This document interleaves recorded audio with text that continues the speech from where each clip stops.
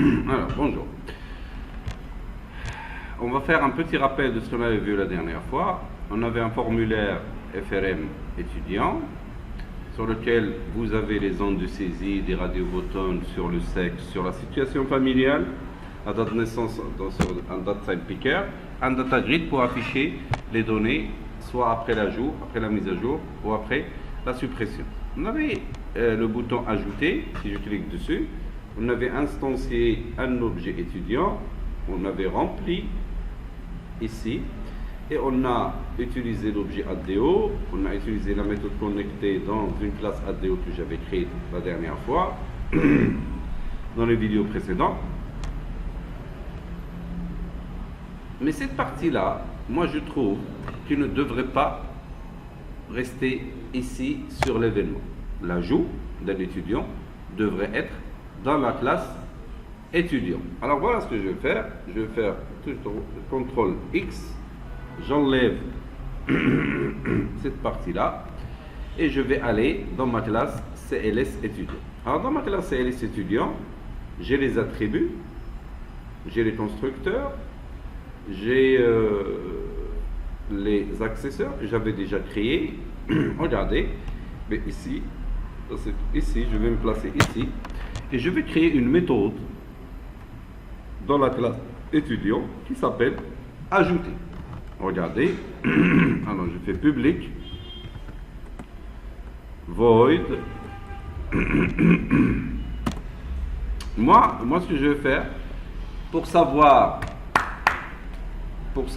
est-ce que j'ai ajouté ou non, pour savoir est-ce que j'ai ajouté ou je ne l'ai pas fait, je vais déclarer cette méthode en tant que fonction booléenne qui me retourne est-ce que l'ajout s'est bien passé ou non. Alors, je fais public int, plutôt public bool, ajouter. Regardez. Je n'ai pas besoin de paramètres pour cette méthode-là.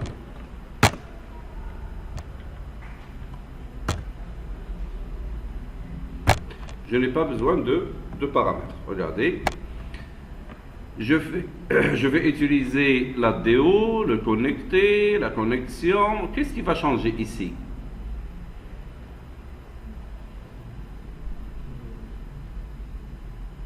Qu'est-ce qui va changer ici? C'est seulement les instructions du insert. Vous voyez là? Insert into, values, au lieu de ET, qu'est-ce que je vais mettre? Je vais mettre cette classe-là, this, point, matricule. Vous voyez? Au lieu de l'objet que j'avais instancié, regardez, au lieu de l'objet que j'avais instancié, maintenant je suis dans la même classe. Ça veut dire que au lieu du ET, je vais faire, remarquez qu'il ne le reconnaît pas, parce que je ne suis plus derrière le formulaire. Je vais coller, au lieu de ET, le travail je l'ai déjà fait.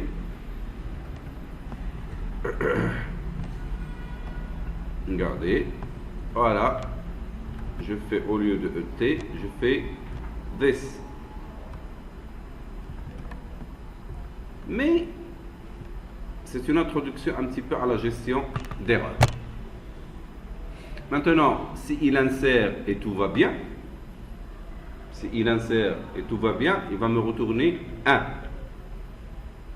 S'il ne le fait pas, il me retourne 0. Mais quand est-ce qu'il ne va pas le faire? Quand est-ce qu'il va me retourner 0? S'il y a un problème. Moi, ce qui m'intéresse, c'est que lorsque je vais gérer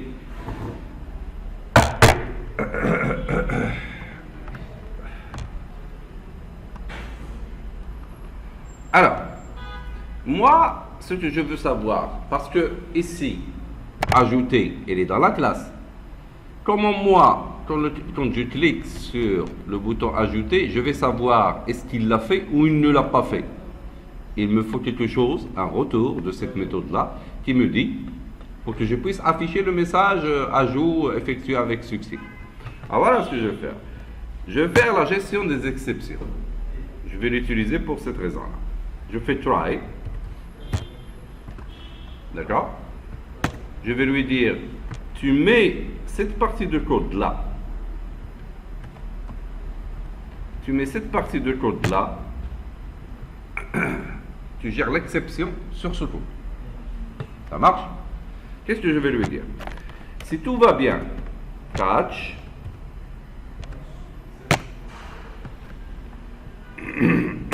EX catch exception.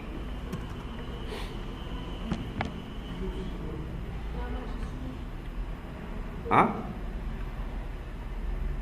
Try catch.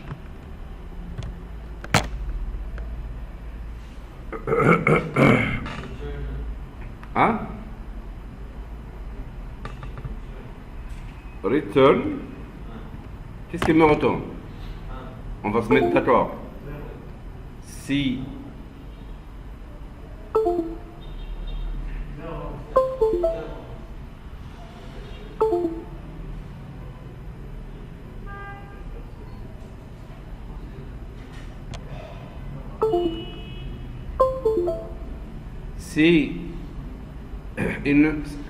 le catch, est-ce qu'il a ajouté ou non? Non. Ça veut dire quoi? Est-ce qu'il a ajouté? Non. Il va me retourner 0. Si tout va bien ici, il me retourne 1. Ça veut dire, si cette partie-là, bon, pas 0, je fais true. Et ici, je retourne false. Ça marche. S'il l'ajoute, il me retourne true. S'il ne le fait pas, ça veut dire s'il trouve une erreur à l'intérieur, il me retourne false. Quel type d'erreur? Ma requête ne va pas bien. J'ai un doublon de clé primaire. Je suis en train d'insérer deux étudiants avec la même valeur de clé primaire. Il va me retourner une erreur. L'essentiel, c'est que je gère mon erreur et je sais est-ce qu'il l'a bien inséré ou non. Ça, c'est la façon la plus simple de gérer les exceptions. Parce que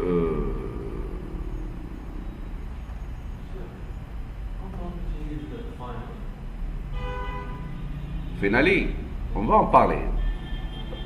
Je suis en train de faire le mélange maintenant entre l'utilité, comment je peux gérer mes erreurs, parce que je peux toujours récupérer, par exemple, mes exceptions et afficher le message des exceptions. Mais ça, c'est une autre histoire.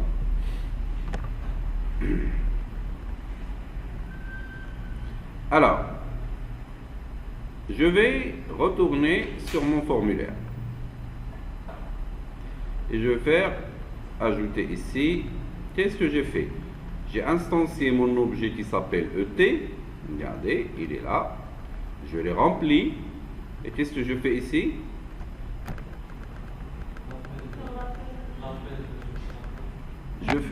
Je fais ET point ajouter. C'est tout ce que je veux faire. Voilà. Mais je veux gérer mon message. Là, j'ai oublié de... C'est mon D. Alors, ADO, c'est ça? D est égal à new ADO. C'est pour utiliser le remplir grid. Mais là, ajouter ne veut rien dire tel que je l'ai exploité moi. Moi, j'ai créé une méthode sous forme de fonction. Tu me retournes un booléen. Qu'est-ce que je vais lui dire ici? Je vais lui dire if si ajouter est égal à true, alors je vais afficher un message qui me dit que l'étudiant a bien été inséré. C'est message box point show 2, par exemple, étudiant ajouté avec succès. Et je fais ici string text confirmation par exemple, confirmation,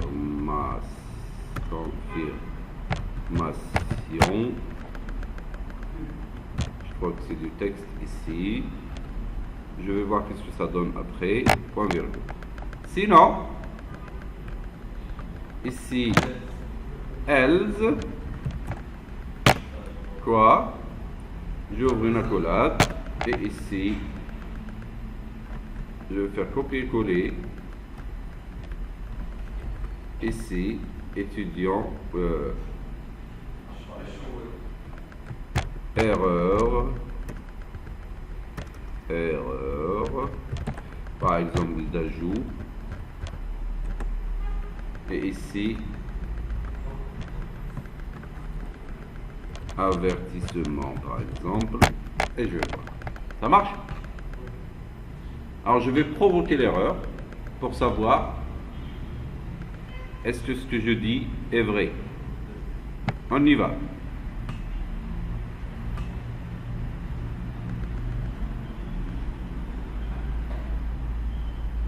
Je vais exécuter et je vais ajouter par exemple un quatrième étudiant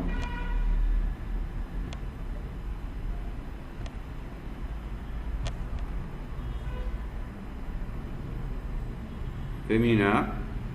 Il l'a ajouté, étudiant ajouté avec succès. Ok, maintenant je vais provoquer l'erreur. Par exemple, je vais ajouter l'étudiant avec le même identifiant, qui est une clé primaire dans ma table. Je vais faire ajouter, regardez, qu'il n'est pas revenu sur le code avec la ligne jaune qui me dit il y a une erreur. Non, j'ai récupéré mon erreur et je l'ai gérée. Il ne l'a pas fait. Il ne l'a pas fait, regardez. Hop. Je n'ai plus à aller sur mon code. La gestion des exceptions, l'intérêt, c'est de pouvoir gérer l'exception, même si elle est provoquée. Moi, je la gère avec le catch. Ça marche? S'il l'a fait, bien, c'est bon. S'il ne l'a pas fait, il ne revient pas sur le code pour me dire, par exemple, ça c'est une erreur SQL. C'est une erreur d'intégrité référentielle. Je suis en train d'insérer la même valeur sur une clé primaire. L'essentiel, c'est que moi, je gère mon code et je n'ai pas de bug. Je n'ai pas de bug et je le gère. Je vais faire le même principe sur le bouton. Est-ce que c'est clair? Sur cette partie-là. Très bien. Je vais aller sur mon formulaire étudiant et je vais aller sur la suppression. La suppression, il me dit voulez-vous, et ainsi de suite. Hein? Qu'est-ce que je fais? Tout ça. Tout ça, je le prends et je fais le delete. Clair? Le matricule, je le laisse. Pourquoi? Je vais le récupérer tout à l'heure. Lequel? Alors, je vais faire CTRL X et je vais aller sur la classe étudiant et je vais ajouter de la même façon. Et je vais aller, je vais voir où est-ce que se termine celle-là. Elle est là. Voilà, je fais CTRL. Voilà. Je fais une bêtise. Je fais aussi public bool supprimer. Et là, je mets une variable matricule par exemple. Comment il est mon matricule? Il est de quel type? C'est un string. Je fais string matricule. Ça marche? Et je fais une accolade ici. Je fais l'insertion. Tout ça c'est très bien. Delete from where est égal à. Je vais faire un matricule ici en majuscule pour faire la différence. Ça marche? Et where numéro d'étudiant est égal à matricule. Le mien, pas la variable. Ça, c'est le paramètre de la fonction. Je fais le delete, je fais l'execute non query et je fais mon petit try catch qui me dit alors try, j'ouvre l'accolade, je ferme cette accolade à la fin du code que je veux gérer. Donc je veux gérer l'exception. Je fais catch, je fais l'accolade et je la ferme. Ici, je retourne return true, return true, voilà. Et en bas, il ne l'a pas fait. Lorsqu'il y a erreur, il la catch et il fait return false.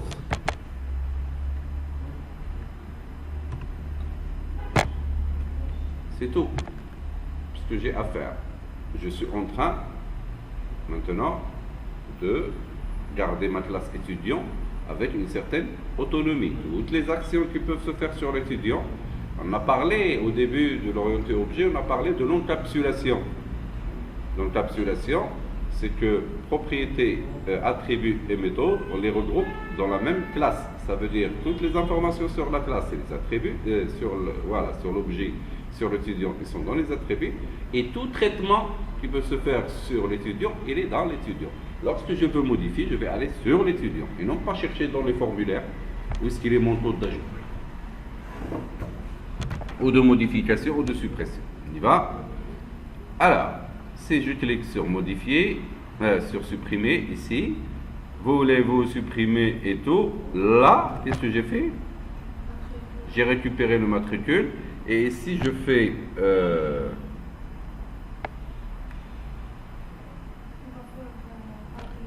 j'ai fait une bêtise tout à l'heure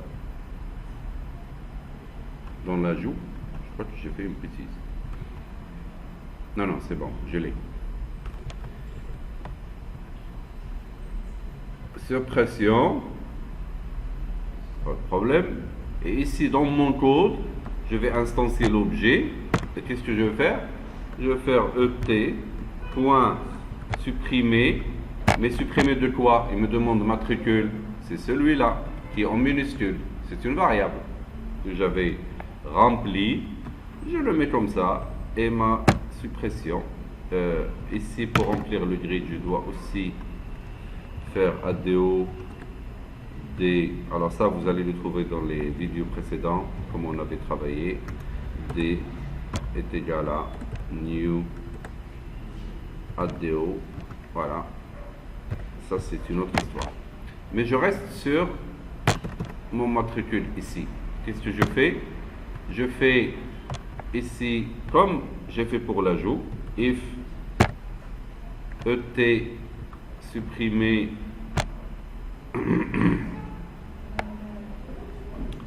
est égal à true, alors j'ouvre l'accolade et je lui dis tu m'affiches le message.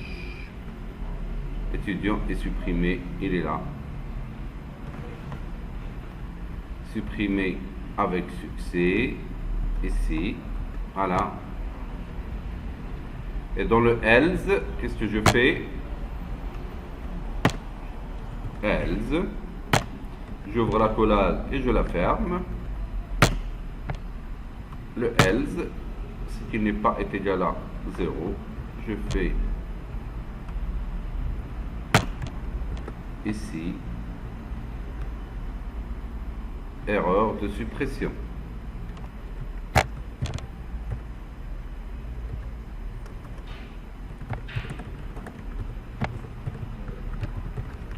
Et ici, je mets alerte. Voilà.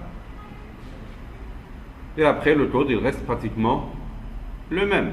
Allons voir la modification. La modification, regardez, voulez-vous supprimer et tout? Moi, je ne me casse pas la tête. J'ai besoin du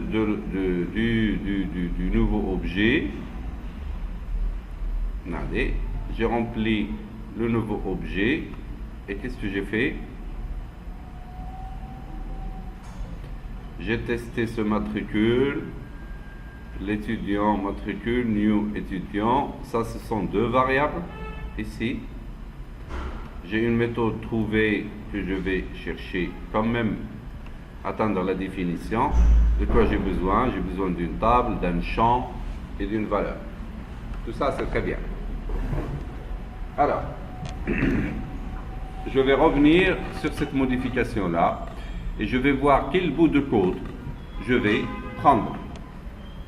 Alors tout ça, il n'y a pas de problème. Voulez-vous vraiment? Ça, je le garde. J'ai rempli le nouveau, à partir du formulaire, le nouveau objet. Clair? Et le old objet, je l'ai rempli d'où? Quand est-ce que j'ai rempli cet objet-là? On s'est mis d'accord que pour modifier, j'ai besoin de deux objets. Un qui contient les anciennes informations, le deuxième qui contient les nouvelles informations. On s'est mis d'accord que lorsque je clique ici sur le double-clic, où est-ce qu'il est, le double-clic? Le double-clic, j'avais rempli un objet qui s'appelle old à partir des éléments du data grid view. Mais tout ça, moi, je ne me casse pas la tête. Qu'est-ce que je vais faire? Je vais faire modifier dans ma classe qui prend quoi? Qui prend deux objets, l'ancien et le nouveau. Ça marche? Je vais voir quel bout de code je vais prendre. Regardez, quand je clique sur modifier, c'est un petit peu plus poussé que les autres. Il me dit, est-ce que tu veux? Ça, il a rempli l'objet. Vous voyez, là, il a rempli l'objet. Tout ça, je ne le touche pas. Je prends à partir de là.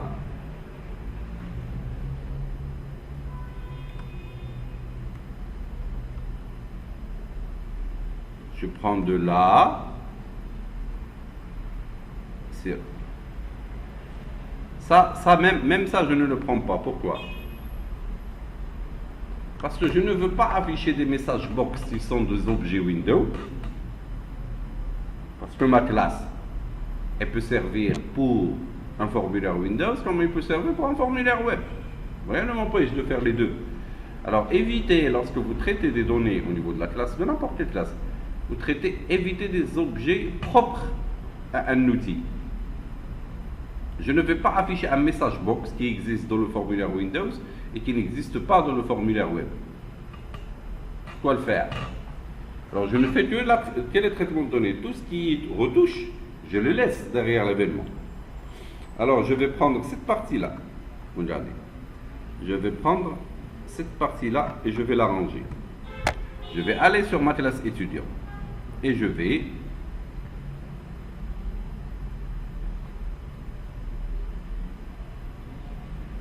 aller juste en bas de celle-là et je vais créer un booléen aussi, bool modifier. Pour le moment, pour les paramètres, je vais voir. Je vais prendre l'accolade et je la ferme et je mets mon code. De quoi j'ai besoin? J'ai besoin ici,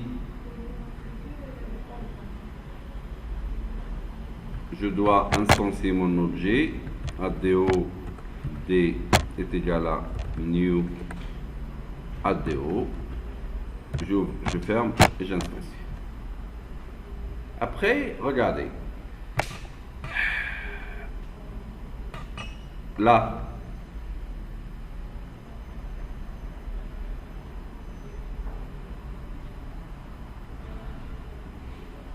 tout ça, c'est avec le new. Et avec, ici, j'ai besoin de deux objets. De type quoi?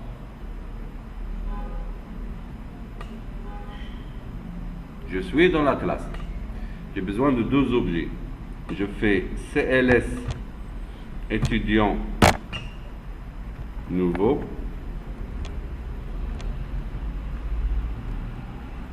ET, virgule, et CLS, même si je suis dans la même classe, CLS étudiant, ancien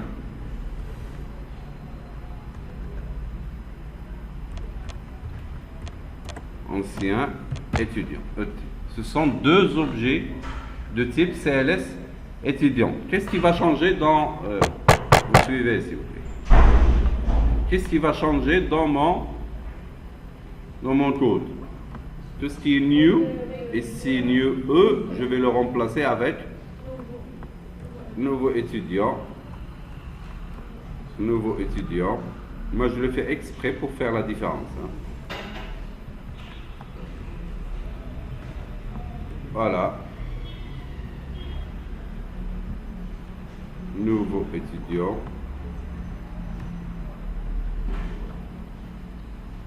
Nouveau étudiant. Nouveau étudiant. Nouveau étudiant. Where matricule est égal à old, ancien étudiant.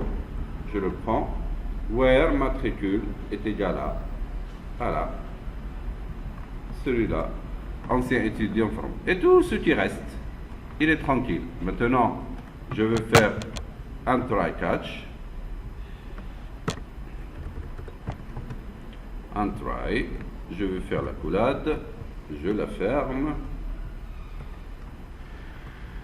Et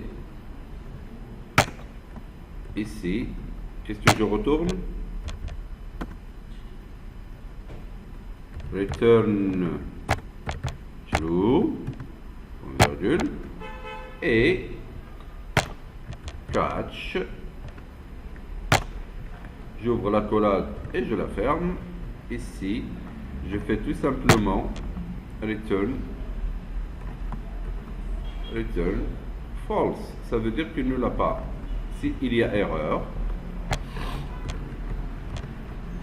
false, et ma modification, elle est prête à l'emploi. Si je reviens sur le bouton modifier, qu'est-ce qui va changer? Je fais CLS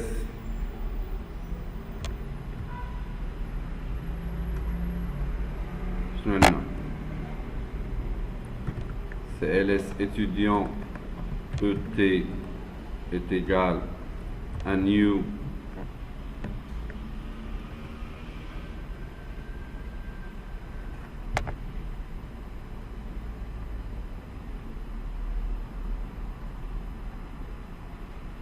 je l'ai déjà, non? New, ah oui, c'est bon. Je l'ai déjà. J'ai rempli mon objet. Ici. Ça, je l'ai géré.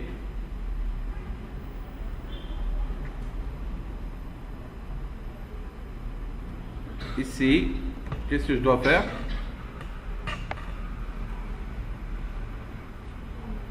Quel objet je veux faire? Moi, j'ai le old qui est rempli par la grid. J'ai le new E qui est rempli par le text box. J'utilise lequel?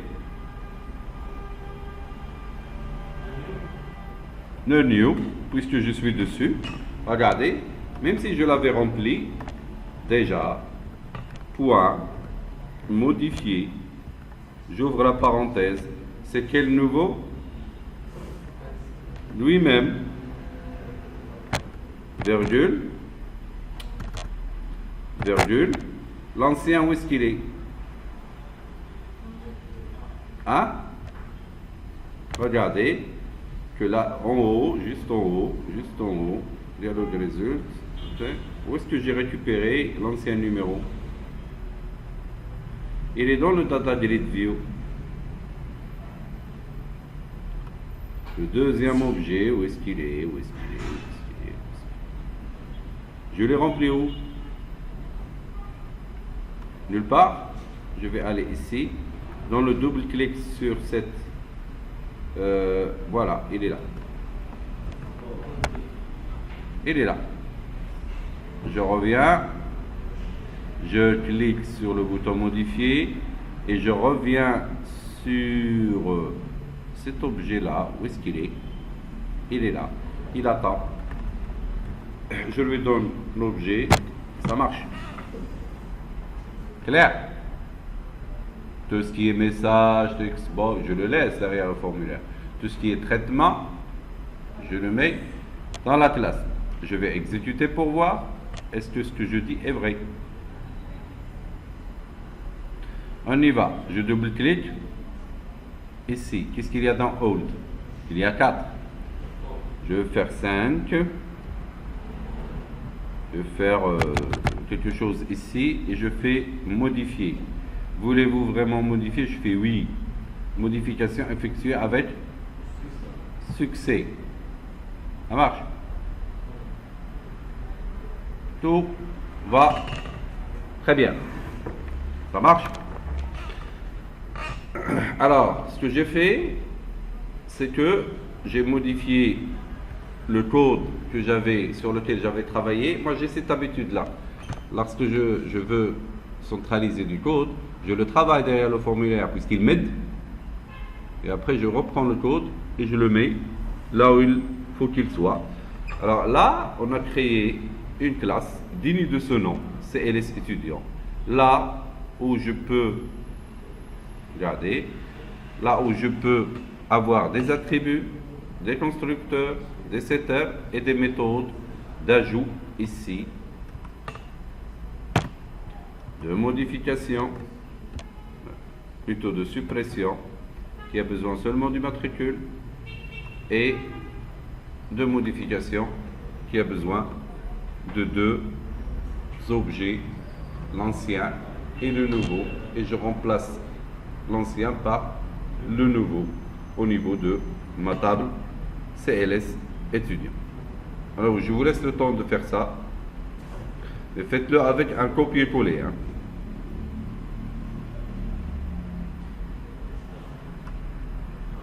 Allez-y.